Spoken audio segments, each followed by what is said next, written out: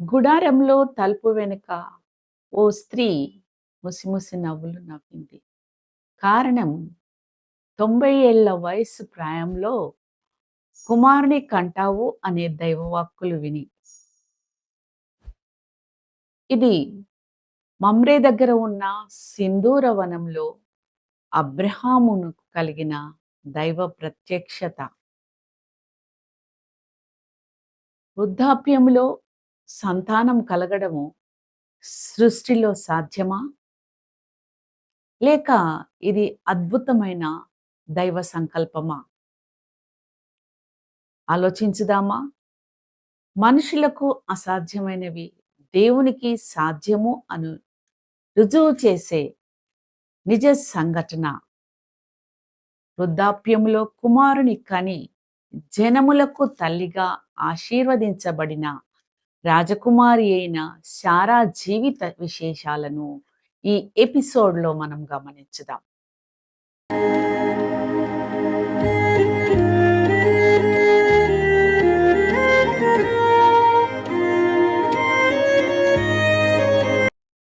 అబ్రాము శారాలు కల్దీల ఊరన్ పట్టణంలో నివసిస్తున్నటువంటి భాగ్యవంతులు.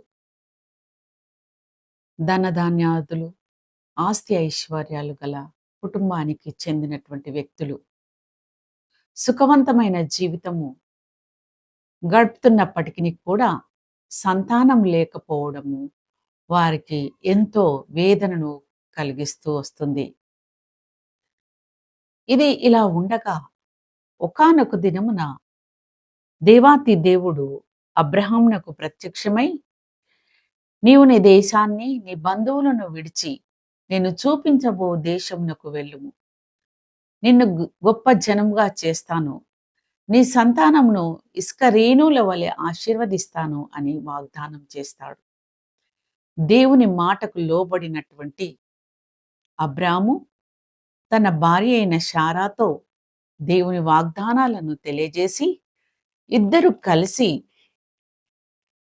గమ్యం లేని ప్రయాణానికి దిక్కుతోచని పరిస్థితుల్లో బయలుదేరతారు.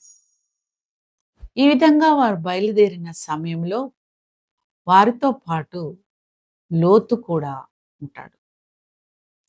వారు హారానుకు వెళ్ళి అక్కడ కొంతకాలం ఉన్న తర్వాత తిరిగి కనాను దేశమునకు వచ్చి అక్కడ నుండి ఐగుప్తుకు చేరి అనేకమైన బాధలు అనుభవించి జీవితంలో చివరి దశలో దేవుని వాగ్దానాన్ని ఎలా పొందుకున్నారో, శారా అబ్రాముతో కలిసి చేసిన ఈ ప్రయాణం అంతటిలో తన జీవితాన్ని ఏ విధంగా కొనసాగించిందో అనే విషయాలను ఆమె జీవిత ద్వారా మనము ధ్యానించుదాం.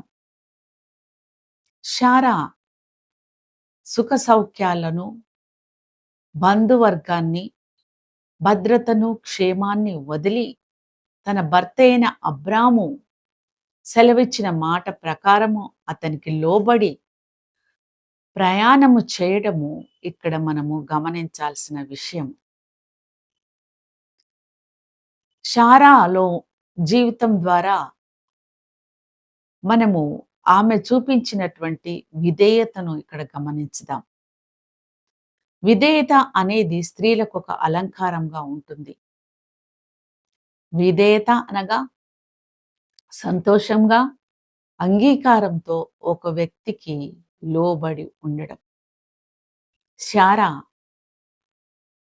అబ్రాముకు లోబడి ఆయనే సర్వస్వం అని నమ్మి తన జీవితాన్ని ఆయనకు సమర్పించుకున్నటువంటి విధేయత గల స్త్రీగా మనం గుర్తించవచ్చు. ఆమె విధేయత అనేకులకు ఆదర్శంగా మనము బైబిల్ గ్రంథంలో చూస్తాము. శారా జీవితంలో ఆమె ఎదుర్కొన్న సమస్యలు గనుక ఈనాటి స్త్రీలకు నేర్చుకోవాల్సినటువంటి కొన్ని పాఠాలు కలవు. విధేయత చూపడము అనేది ప్రతి స్త్రీకి ఉండాల్సినటువంటి ఉత్తమమైన లక్షణము. భర్త పట్ల విధేయత కలిగి ఉండడము, కుటుంబం పట్ల విధేయత కలిగి ఉండడము, పెద్దవారి పట్ల విధేయత కలిగి ఉండడం అనేది స్త్రీలకు అలంకారము. ఒకరినొకరు అర్థం చేసుకొని కుటుంబ జీవితంలో ముందుకు వెళ్ళడము అనేది శారా యొక్క జీవితం ద్వారా నేర్చుకోవచ్చు. రెండవదిగా శారా జీవితంలో ఆమె అబ్రహామును, అబ్రహాము నమ్మిన దేవుని పైన విశ్వాసమును ఉంచడము మనం గమనిస్తాము.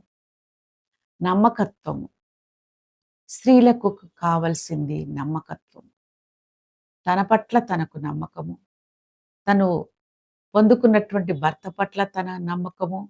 వారి సృష్టించిన సృష్టికర్త పట్ల వారి యొక్క విశ్వాసం. వీటి ద్వారా శారా అతన్ని యజమానుడా అని పిలుస్తూ అనేకులకు ఆదర్శంగా ఉన్నట్టు మనం చూస్తాం. ప్రతి సమస్యలో, ప్రతి ఇరుకులో ఆమె ఏనాడు కూడా భర్తకు వ్యతిరేకంగా మాట్లాడలేదు. ఆయన యొక్క భావాలను గౌరవిస్తూ, స్థిరమైన మనసుతో, ప్రేమతో అబ్రహాముతో కలిసి ప్రయాణం చేసినటువంటి వ్యక్తిగా మనము శారాను చూడగలము. పిల్లలు లేనప్పటికిని కూడా ఎదురయ్యే అనేక సమస్యల్లో కూడా శారా ఏనాడు కూడా భర్తపై సనిగినట్టు మనం చూడలేము. ఒకానొక సమయంలో సహనమును కోల్పోయిన శారా తన దాసి అయిన హాగర్‌ను అబ్రహాముకి ఇవ్వడం వల్ల సంతానము పొందుకోవచ్చు అనే దురాలోచనతో తప్పటడుగు వేయడం జరిగింది. అది తన విశ్వాస జీవితానికి గొడ్డలి పెట్టుగా మారింది. ఎప్పుడైతే హాగర్‌ను అబ్రహామునకు భార్యగా ఇస్తుందో, అప్పుడు వారి వలన ఇష్మాయేలు జన్మించడం జరిగింది. తదుపరి కాలంలో శారాను ఆశీర్వదించిన సమయం వచ్చినప్పుడు, ఇస్సాకు పుట్టినప్పుడు, ఇస్సాకుకు, ఇష్మాయేలుకు నిత్య శత్రుత్వము ఏర్పడింది. శారా వేసిన ఈ ఒక్క తప్పటడుగు అనేక జనాంగాలకు నిత్య శత్రుత్వాన్ని కొని తెచ్చిపెట్టింది. నేటికి కూడా మధ్యప్రాచ్య దేశాలలో ఇష్మాయేలు వారసులైన అరబ్బులకు, ఇస్సాకు వారసులైనటువంటి యూదా జనాంగానికి శత్రుత్వము, భేదాలు చెలరేగుతూనే ఉన్నవి. క్రీస్తునందు ప్రియమైనటువంటి వారలారా, ప్రతి సమస్యలో మనము దేవుని వైపు చూస్తూ నమ్మకంగా ఆయన చిత్తానుసారంగా మనకు కలిగిన ఆపదలో, కష్టాల్లో దేవుని యొక్క ఆలోచన మేరకు అడుగు వేసినప్పుడు మనకు ప్రయోజనం కలుగుతుంది. మన సొంత ఆలోచనలను మనం ఆధారం చేసుకున్నప్పుడు శారాలో మనం నష్టపోవాల్సి వస్తుంది. మూడవదిగా శారాలో ఉన్నటువంటి ఉత్తమ గుణము పరిశుద్ధ జీవితము. ఎప్పుడైతే అబ్రాము శారాలు కరువు కారణంగా ఐగుప్తులో ప్రవేశిస్తారో, ప్రవేశించక ముందుగానే అబ్రాము శారాతో, "నువ్వు చక్కని దానవు, సౌందర్యవంతురాలు కనుక ఫరో రాజు వల్ల నాకు ఎలాంటి ప్రాణహాని కలగకుండా ఉండడానికి నీవు నా చెల్లని చెప్పమని తెలియజేస్తాడు. ఆ విషయంలో శారా హృదయంలో నొచ్చుకున్నప్పటికీ కూడా భర్తను చులకనగా చేయకుండా గౌరవించి రాజమందిరంలోకి ఫరో రాజుల యొక్క సైనికుల చేత తీసుకొని పోబడుతుంది. అక్కడ ఉన్నటువంటి సమయంలో శారా తీసుకున్న నిర్ణయము అనేక మంది స్త్రీలకు ఆదర్శంగా ఉంది.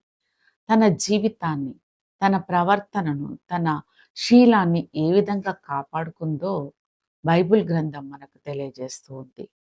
ఆమెకున్నటువంటి స్థిరమైన బుద్ధి, దేవుని మీద ఉన్నటువంటి విశ్వాసము, భర్తపై ఉన్నటువంటి గౌరవము, మర్యాద, తన భర్తకు తను సంపూర్ణంగా సమర్పించుకున్నటువంటి స్త్రీ గనక ఆమె యొక్క ఆలోచనలు వేరే విధంగా లేకుండా ఎలాంటి ఆస్తి ఐశ్వర్యాలను కానీ, రాజమందిరం యొక్క వైభోగాలను కానీ ఆశించకుండా తన యొక్క జీవితాన్ని పరిశుద్ధంగా గడపడానికి నిర్ణయించుకుంది. ఎప్పుడైతే ఈ నిర్ణయం తీసుకుందో దేవుని దృష్టిలో దయ పొందింది శారా. శారా రాజమందిరంలో ఉన్నంత సేపు కూడా ఫరో రాజు, అతని మందిరంలో అంతఃపురంలో ఉన్న వారందరూ కూడా మహావేదనతో రోగముల ద్వారా పీడించబడ్డారు. తదుపరి రాజు గమనించిన శారాను, అబ్రహామును అక్కడి నుండి తిరిగి పంపించడం జరిగింది. ఈ విధంగా శారా తను ఉన్న ప్రమాదకరమైన పరిస్థితుల్లో కూడా దేవుని యందలి విశ్వాసమును వదిలిపెట్టకుండా నమ్మకముతో తన ప్రవర్తన అంతటి మీద దేవుని అధికారమునకు ఒప్పుకొని ఆయన కొరకు జీవించడము నేటి స్త్రీలు తెలుసుకోవాల్సినటువంటి ముఖ్య విషయము.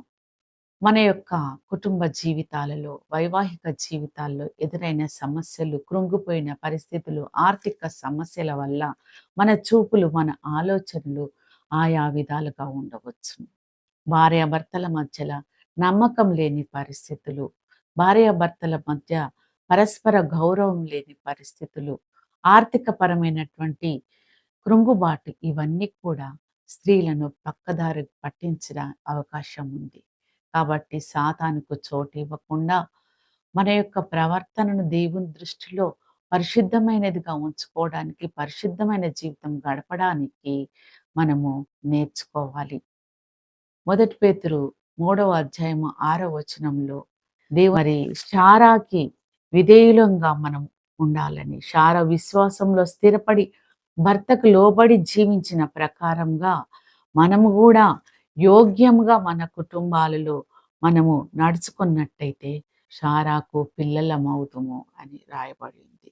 శారా తన భర్తను యజమానుడా అని పిలుస్తూ గౌరవంతో, విధేయతతో తనను కొలిచినట్టు మనం చూస్తూ ఉంటున్నాము. క్రీస్తునందు ప్రియమైనటువంటి వారలారా, మనకి ఇవ్వబడినటువంటి కుటుంబాలలో మనము ఏ విధమైనటువంటి నమ్మకత్వాన్ని పొందుకుంటున్నాము?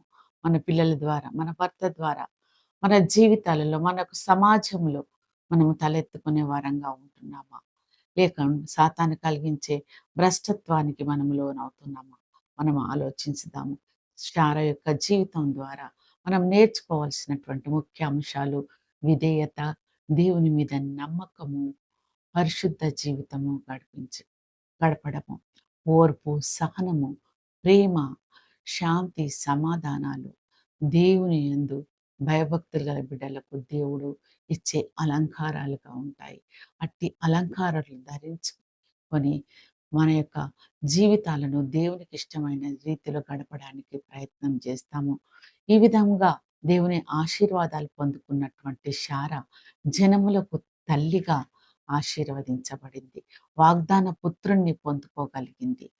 మనం కూడా జనములకు తల్లిగా ఉండాలని నువ్వు కూడా ఆశిస్తున్నావా? అయితే దేవుని రాజ్య వ్యాప్తి కొరకు అనేక ఆత్మలను కనడానికి మనం సిద్ధమవుదాము.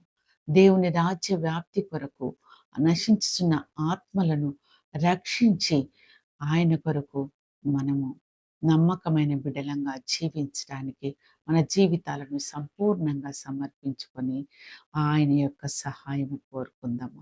ఉన్న పాటున మన జీవితాలను క్రీస్తు కొరకు సమర్పించుకొని పరిశుద్ధాత్మ సహాయంతో ఆయన అడుగుజాడలు నడవడానికి శారా వలె ఒక ఉన్నతమైనటువంటి గుణలక్షణాలను కలిగి జీవించడానికి ప్రయత్నం చేద్దాము. అట్టి కృప పరిశుద్ధాత్మ దేవుడు మనందరికీ దయచేయును గాక.